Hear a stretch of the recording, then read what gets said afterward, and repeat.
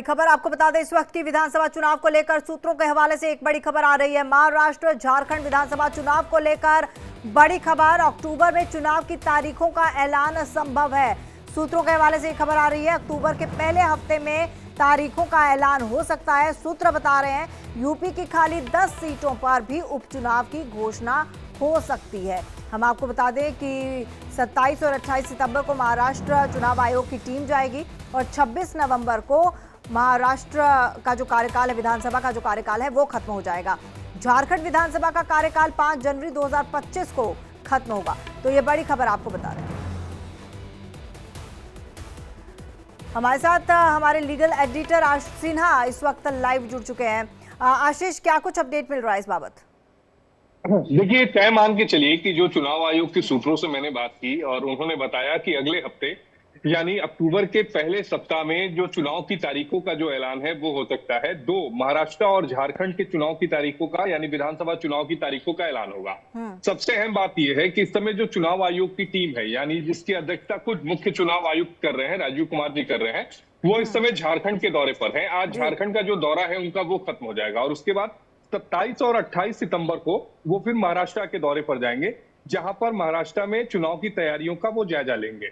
19 सितंबर की जो तारीख है, उस दिन वो सेंटर के जो ऑफिसर है उनके साथ मुलाकात करेंगे और उसके बाद यानी आने वाले हफ्ते में यानी अक्टूबर के पहले सप्ताह में चुनाव की तारीखों का ऐलान हो जाएगा।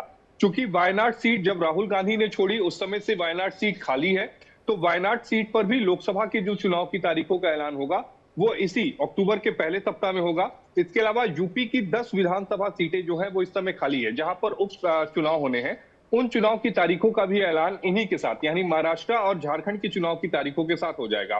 दरअसल महाराष्ट्र का जो विधानसभा का कार्यकाल है वो 26 नवंबर को खत्म हो रहा है। तो ऐसे में आयोग की जिम्मेदारी है कि 26 नवंबर से पहले वहां पर सरकार का गठन हो जाए, यानी पूरी जो चुनाव प्रक्रिया है उसका निपटारा हो जाए। और यही वजह है कि आयोग जो है वो उस समय महाराष्ट्र का दौरा करने के लिए जा रहा है। जो वोटिंग की प्रक्रिया होगी, आयोग के सूत्र ये बता रहे हैं कि जैसे ही ये जो फेस्टिवल का सीजन है यानी दशहरा और दिवाली खत्म होगा, उसके बाद वोटिंग की प्रक्रिया जो होगी वो एक डेट अनाउंस किया जाएगा और दोनों ही स्टेट्स वन गो में जाएंगे। यानी महाराष्ट्र और झारखंड ये दोनों ही वन गो में जाने की बात आयोग के सूत्रों ने इंडिया डेली लाइव को बताई है। तो इंतजार करना पड़ेगा महज कुछ दिनों का। उसके बाद महाराष्ट्र और झारखंड इन दोनों ही राज्यों में विधानसभा चुनाव की तारीखों का ऐलान हो जाएगा। साथ ही यूपी की 10 विधानसभा सीटों पर उपचुनाव का और एक लोकसभा सीट वायनाड पर भी चुनाव की तारीखों का ऐलान होगा। जी, यानी कि माना जाए कि मुख्य तौर पर जो राज्य हैं झारखंड और साथ ही साथ हम बात कर रहे हैं महाराष्ट्र की, यहाँ पर एक साथ चुनाव हो सकते हैं, मतलब एक ही महीने में चुनाव हो सकते हैं? नहीं, ये तय है कि एक ही महीने में चुनाव होगा, क्योंकि अगर उसके बाद अगर ये चुनाव कराना चाहते हैं, क्योंकि 5 जनवरी को कार्यकाल जो है वो झारखंड विधानसभा का खत्म हो रहा है। हाँ। और उससे पहले किसी भी स्टेट का चुनाव दिख नहीं रहा है। हालांकि दिल्ली का भी है, लेकिन दिल्ली का जो विधानसभा का कार्यकाल है वो 23 फरवरी 2025 को खत्म हो रहा है। तो जाहिर तौर पर तो दिल्ली में अभी समय है।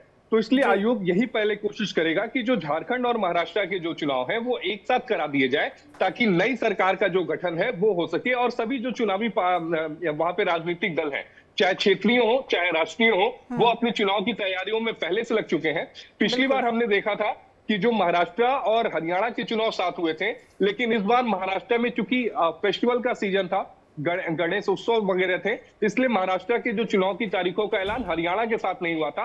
हरियाणा का सेपरेट किया गया था जम्मू एंड कश्मीर के साथ। महाराष्ट्र और झारखंड का सेपरेट चुनाव की तारीखों का ऐलान होगा। जी, बहुत बहुत धन्यवाद आशीष तमाम जानकारी के लिए।